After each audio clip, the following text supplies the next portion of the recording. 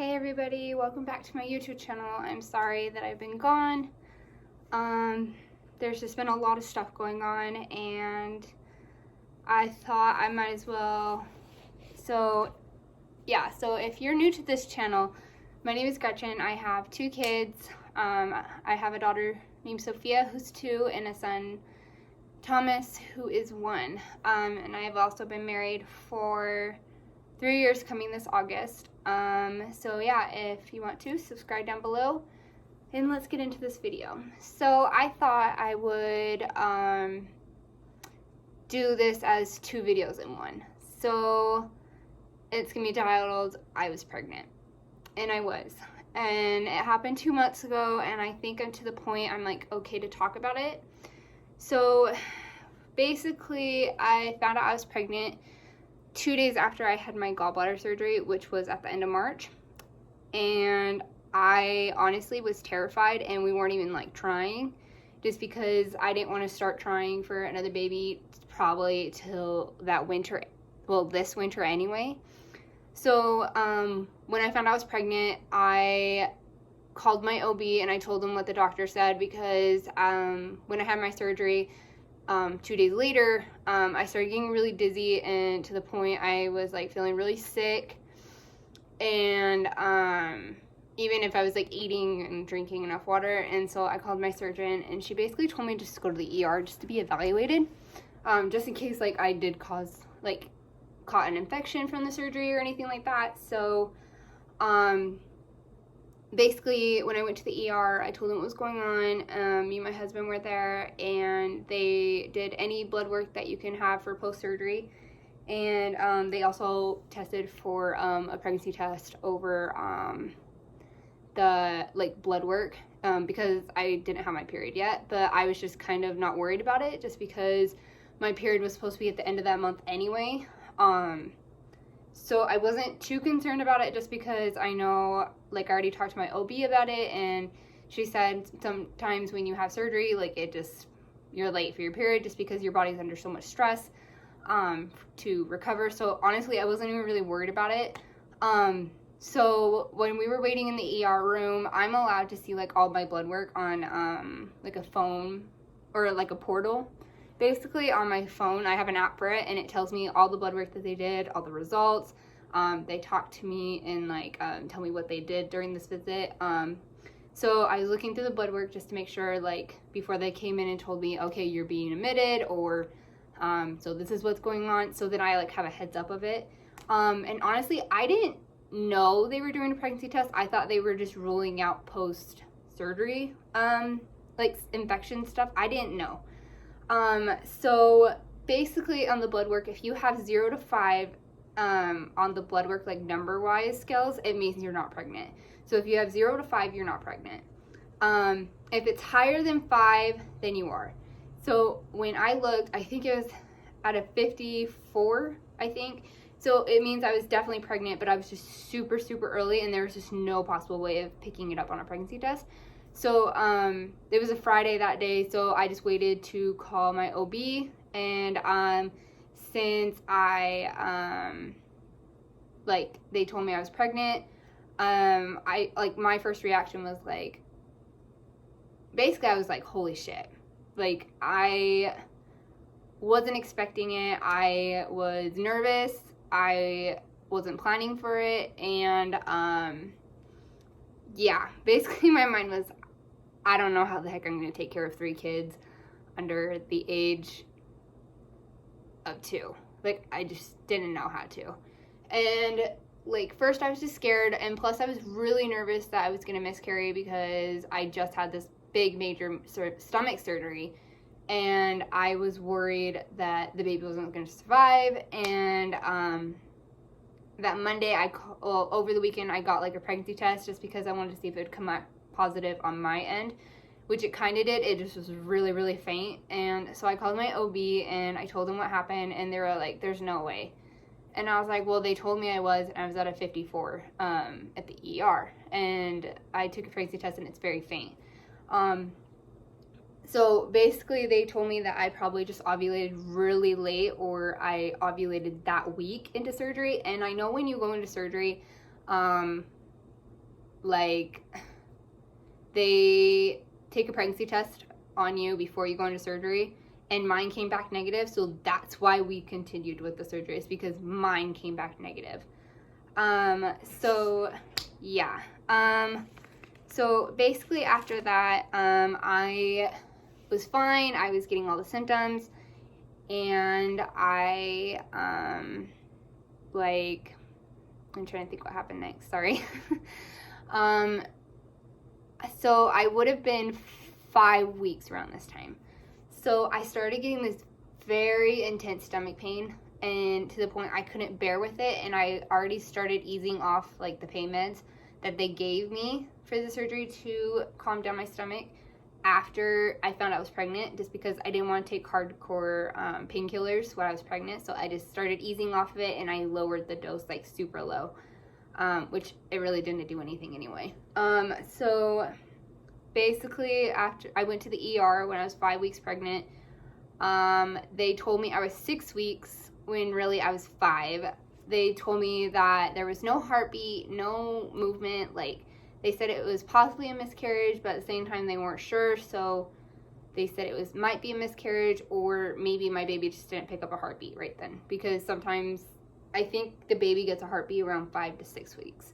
So yeah, so basically I had to call them. That next week I got into an appointment on that Monday in April. So I went into the appointment. I found out I was 6 weeks exactly. I was due December 14th of 2020. This is our first ultrasound. I'm trying to find where the baby is. It's like really small. So the baby is right here. So I had a heartbeat here. My doctor confirmed with me there was a heartbeat. I was exactly 6 weeks. The baby was doing good, and I just went home. So, and that she'd see me next month. So apparently sometime that night, the baby's heartbeat stopped.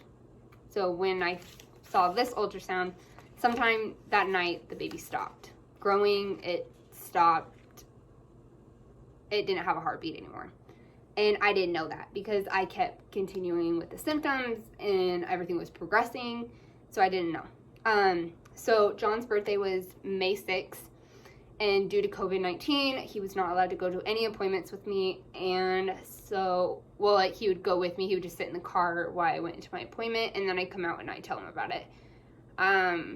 So yeah, so he wanted to go to an ultrasound clinic to see the baby for the first time, like, in front of his own face. So I made an appointment to go get an ultrasound done, and me and him to go see it. And I would have been almost 9 weeks when I would have went to this.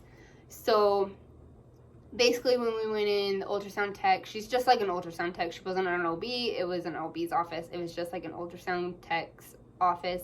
So she couldn't really tell me anything if something was wrong, if she saw it. So we went in, she put the Doppler on my stomach, because you could have seen the baby's full growth right there, or like an actual baby size. And she was like really questioning how far along I was. She's like, how far along are you again? And I said I should be 9 weeks. And I was like, why, is something going on? And she goes, well, I can't really say because I'm not an OB. I'm just an ultrasound tech. And so she showed me what the baby looked like, and I mentioned, I was like, it looks like the same size as I did when I first saw it at 6 weeks, and it had a heartbeat. And she goes, well, the best thing I have for you is to go into your OB's office. And she gave me like a flash drive if my OB wanted to see it. And so I had this gut feeling that something was wrong after we left that appointment, and I immediately called my OB's office, and they got me in the next day. I told them what happened and what they said, and so they immediately got me in the next day, and she talked to me, and then she put the ultrasound in, like, vaginally, and she did confirm with me that the baby stopped growing. So she gave me another ultrasound. So this is the baby when it stopped growing. That little dot is the baby.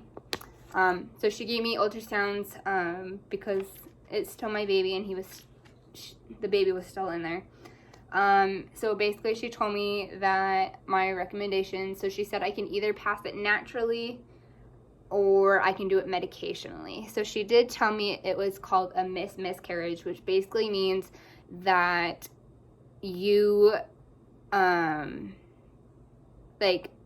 the baby stops growing, but your body isn't telling you, like, hey, dude, you're not pregnant. Like, we need to get passing this thing out. But basically, everything was progressing with me. Like, the sac the baby was in, it was progressing where I should have been, but the baby just stopped. So I decided, and it was like the week that we were opening up my job back up too. So I told my manager what happened, and I decided that I wanted to try naturally to see if I can pass everything. I did have to be dilated to a certain point. I think she said I had to be dilated to like 2.5 centimeters to pass everything. So I decided to go naturally, and I had to make an appointment that next Friday, and if I didn't pass anything by next Friday, then I'd have to go to medication. That basically puts you into labor. So nothing happened that week. I went back Friday. They did an ultrasound just to make sure the baby was still there, and it was. So this is the little baby right here just sitting there, and my sac was growing to where I needed to be.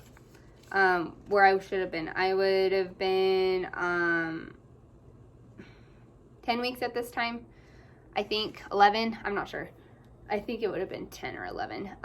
So after that, I went home and I started the medication. I stayed home from work because I was dilated to a 1.5, and it was more higher an infection for me if I would have gone into work. And where I teach gymnastics and I'm around little kids, my manager thought it'd be best if I stayed home, because if I started bleeding at work and I passed everything and I passed out and I was bleeding too much that she would have had to call 911 and had the paramedics come in, and I didn't want to scar any kids for life, and I would have caught an infection since I was already dilated. So I thought for the best of my safety that I would just stay home and just relax. So I took the medication at 10 o'clock at night after we put the kids to bed, and it put me into labor. I started getting contractions about an hour, I think, and I didn't start bleeding till the next morning. So basically I was in labor for exactly 12 hours, because what I thought I passed was just a blood clot, and it was at 10 o'clock in the morning. So 12 hours later. And I had to put it in the fridge, because basically she told me I could, because I asked her, I said, is there a way of me taking this to like a lab to see what exactly happened, if I was going to be having a boy or girl? And she said I could, I just had to catch it. And so John and I decided that's what we wanted to do. We wanted to know if it was a boy or girl so we can name it. We didn't want to just say no. We don't want to know what happened, and then think of a gender neutral name. We didn't want to do that. So I thought I passed it, so I kept it in the fridge, because that's what she told me, since it was on a Friday and they were closed Saturday and Sunday. So basically she told me I would have been bleeding for 2 to 3 weeks, and I was pregnant before I had my first daughter, and that miscarriage was so different than this one, just because like I was so early that there was nothing there, but I was just bleeding like a lot. And I remember bleeding for like 3 weeks. So this one was weird, because she told me I should have been bleeding for 2 to 3 weeks like I did with my first one, but it was more further along. And I only bled for a day, and I thought that was weird, and I pulled up to the doctor's office to bring my blood clot, which I thought was a baby, but it wasn't, and to the office to get it sent off to the lab, and they had to do blood work, and I had to sign paperwork saying that like I am releasing this to be seen, or to get results and everything like that. So she looked at it just to make sure, and because I went in and I just had like this gut feeling that I didn't pass the baby. Like I just knew going into the office. So I asked her if she can just do, I told her, I was like, I don't think this is the baby. I said, can you just do one last ultrasound just to make sure? So she did, and for sure it was there. And at this point I was kind of frustrated, because I just wanted to be over with. I been holding this baby for 3 weeks, basically almost a month, with it not growing and progressing, and it was hurting me inside, and I wanted to move forward on it. And she told me if I didn't pass, I had to do another round of medication that put me into labor. And if it didn't go, the baby didn't come out this time, then I would have had to get surgery and get it physically removed, and I would have to do a D&C. And I didn't want that, just because I had to get tested for COVID, and I didn't want to get tested for COVID before having surgery again. So I just said, you know what, let's try it again. Sorry, guys. It's hot in my house. So basically, yeah, so I tried the medication again. I stayed home from work again because I was almost fully dilated to where I needed to be, and I just wanted to get it over with, which I hate saying that. So I got home, and I took it later that night. I think I took it at 8, and this time I think I was in labor for like more than 12 hours. I think I was in labor for 15, maybe 16, and that was the longest time I've been in labor. I was getting contractions. They hurted really bad, to be honest. I was very uncomfortable. I don't think I even got sleep that night. So yeah. So I had a heart doctor appointment that next morning, and she told me I could have made the appointment for that day that I had the heart doctor appointment, or I could have made it for Thursday just in case anything didn't pass. So I said I'll just make it for Thursday just in case anything didn't pass, and if anything did, I'll just call him, just move it to that day. So I went to my heart doctor appointment, and I brought my little container with me, and I made sure it was like a solid color so that no one can see in it. So I brought it with me to my appointment, and I remember walking out of my appointment. I was walking to the elevator, and I just felt this big gush. So at this point, I think I'm passing the baby. And she told me at this point, she's like, just catch anything that you drop, like any blood clot or anything like that. So I ran to the bathroom, and I caught whatever it was. I got myself cleaned up, and I headed home. So at this point, I thought I passed the baby. So I told them, I was like, hey, I think I passed the baby. Can I just move my appointment today? So they moved me later that day before I went, and I stayed home from work that day too. Just because it's like, you just passed a baby, and like, I just needed time to cope. So I stayed home. My husband was getting home, and I think I had it at 1. I think that's when it was. So around 11:30, I was watching a movie with the kids, and I just had the urge to push. And this was like an hour after I got home from my doctor's appointment. My stomach was still cramping a lot, and I just had the urge to push. So I went to the bathroom, and I was like, you know what, maybe I didn't pass it. So I grabbed the other container, because I bought 3 containers just in case. So I grabbed the empty container, and I just put it underneath where I needed to be, and I just started pushing. Like, it just got to the point where I felt like if I was at 10 centimeters with a full-term baby, and I needed to push.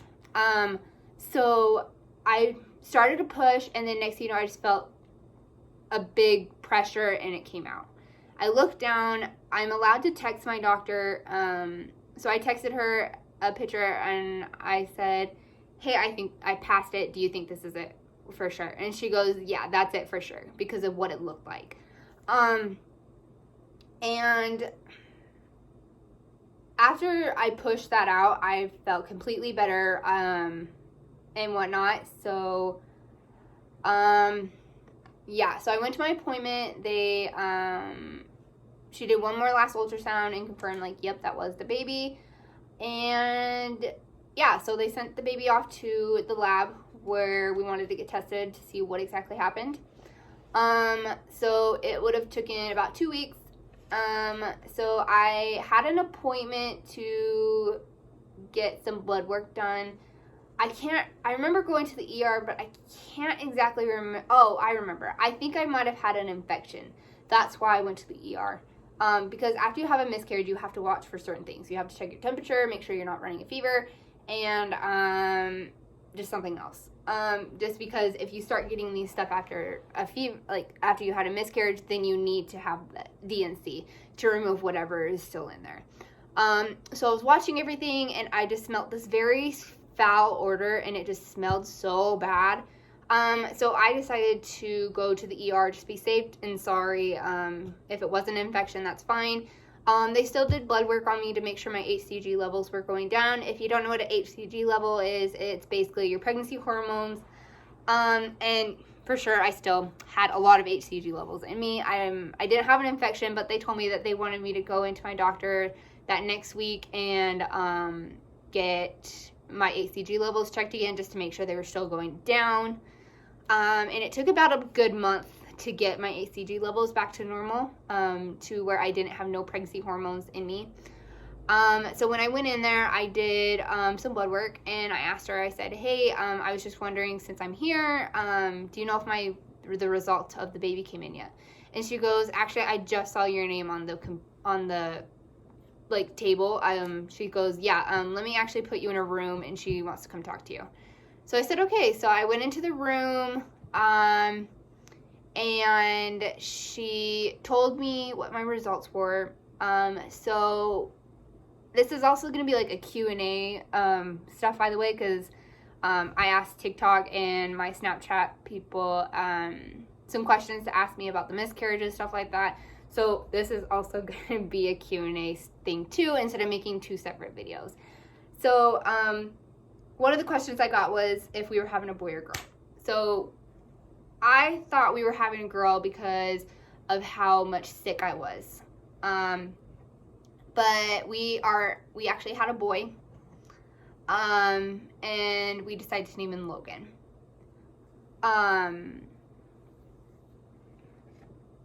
And then we found out that he had something wrong. We found out that he had a thing called trimazine 10. So basically, if you don't know what that is, so basically so each parent, so the mom and the dad give the baby one chromosome from them. On his 10th chromosome, so they should have 2 chromosomes in each one. And I can't remember exactly how much chromosomes they have, but they should have 2 in each one. But on his 10th chromosome, he had 3. Which basically means he would have had a lot of health issues, like heart problems, body deformities, facial deformities, joint problems, muscle problems. Like, he would have just had so much problems, and we would have never left the hospital if by any miracle that he would have survived. But she said there was no chance of survival past the first trimester, and regardless if he did make it past the first trimester, he would have been a stillborn. So yeah, so that basically what happened. It's been 2 months, and it's still bothering me. I hate that this happened because I was starting to get to the point where I was really excited that we were having another baby during Christmas time, and it was just something to look forward to. So I might as well go into the question parts. So someone asked me how many months along were you? I was 2 months along, I believe. So I found out that he stopped growing at 6 weeks. No, so I saw him at 6 weeks, and when I was 9 weeks, I found out that he stopped growing. And then at 12 weeks, I passed everything. So since everything kept progressing, I should have been like 2-3 months. And then also we were having a boy. That was one of the questions. Another question was, do you guys plan on trying again? As of right now, no, we're not trying. We're still trying to cope with it. If it happens, it happens. Then maybe it's meant to be. But as of right now, no. Someone asked, what did you do with all the stuff that you got for the baby? So we got 3 stuff for the baby. We got a bottle maker, but we also got it for Thomas because he was on formula during that time. So we continued using that. Another thing we got for the baby is we wanted to get a new swing set because ours was broken. So we got the Mamaroo swing set, which we're going to keep. We're going to use it for another baby in the future. So we have that stored in the kids' room right now. And then another thing that we also got was this. This was the first thing that we bought for the baby when we found out we were pregnant, just because we wanted to make it more real, and we wanted to make it gender neutral, just because I don't think we were going to find out about the gender until the baby was born. So we got this one. It's just like a cream or white color. It came with a bow just in case it was a girl, and regardless if it was a boy or girl, I would have used a bow, and if it was a boy, then I would have just used this. And then I was planning on going to a different store in the mall that carries baby stuff and getting a white thing, because if COVID was gone and they were allowing visitors, I wanted to have the baby wear white and a hat and have people come in and guess what the gender was before we posted him or her on social media, just announcing that the baby was born. Another question we got was John sad about it? Yes. He is the type of person who doesn't like talking about his feelings, so he shoves it down. It's still bothering him that we lost him. Yeah, so he is very upset about it. Another question was, do you have a middle name for Logan? No. I mean, eventually I think we might, but we just haven't really thought of a middle name. Like, our kids have middle names, like Sophia's is Sophia Riley, Thomas is Thomas John, and Logan's is just Logan right now, because we can't think of a middle name. So I don't know if we will ever come up with a middle name, but as of right now, his just name is Logan. How are you doing since the lost?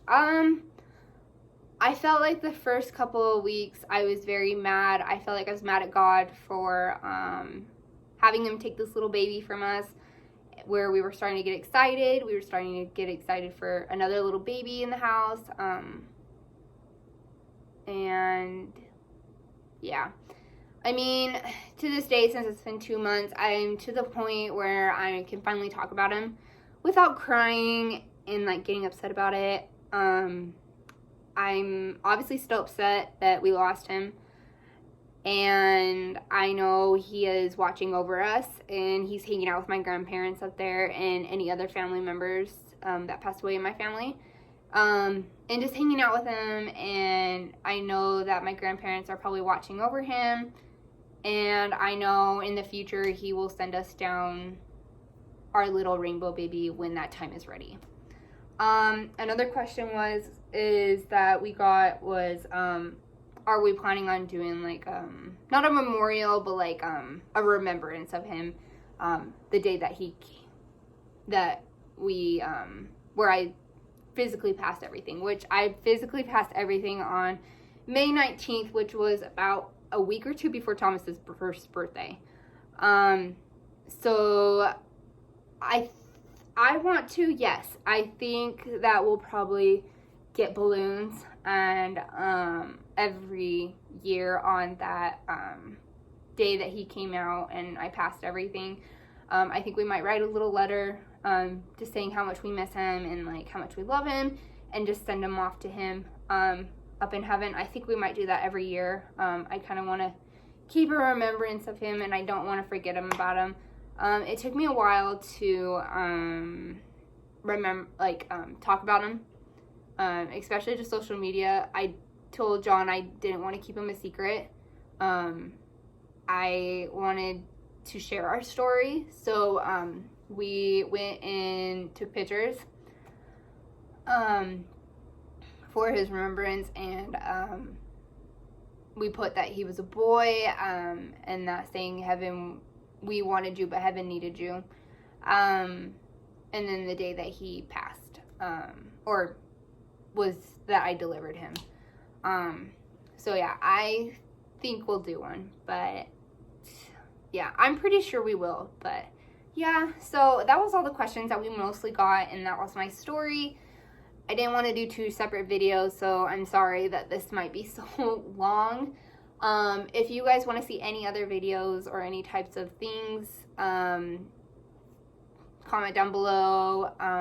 Go follow my Instagram. It's Gretchen_Dopp.